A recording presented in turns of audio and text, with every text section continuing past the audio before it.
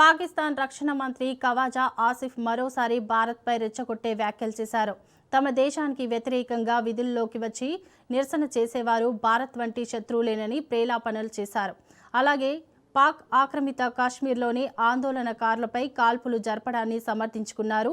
పీఓకేలో నిరసన చేస్తున్న వారికి భారత్కు మధ్య ఎలాంటి భేదం లేదు. నిరసనకారులతో ఎలాంటి చర్చలకు అవకాశం లేదు. వారు పాకిస్తాన్ శత్రువులని స్థానిక టెలివిజన్లో ఆసిఫ్ మాట్లాడారు. పీఓకేలో జరిగిన తొలి దశ ఎన్నికల్లో హింస చెలరేగడంతో జేఏఏసీకి చెందిన 14 మంది కార్యకర్తలు మృతి చెందారు.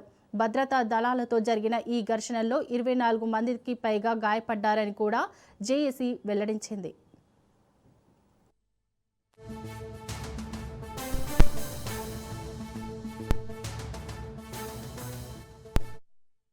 పాక్ ఆక్రమిత కాశ్మీర్లో శాసనసభ ఎన్నికల ప్రక్రియ వచ్చే నెల 10 వరకు కొనసాగనుంది.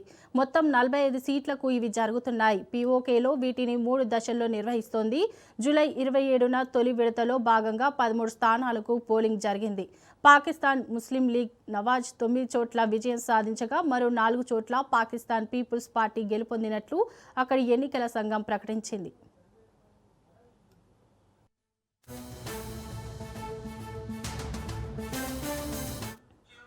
ఈ ఎన్నికలపై భారత్ ఇప్పటికే స్పందించింది. ఆ ప్రాంతంలో జరుగుతున్న మానవ హక్కుల ఉల్లంఘనలను కప్పిపుచ్చుకునేందుకు చేస్తున్న కపట ప్రయత్నాల్లో అవి భాగమని దుయ్యబట్టింది. పాక్ ఆక్రమణలో ప్రాంతాలు ఎప్పటికీ భారత్లో అంతర్భాగమేనని తేల్చి చెప్పింది.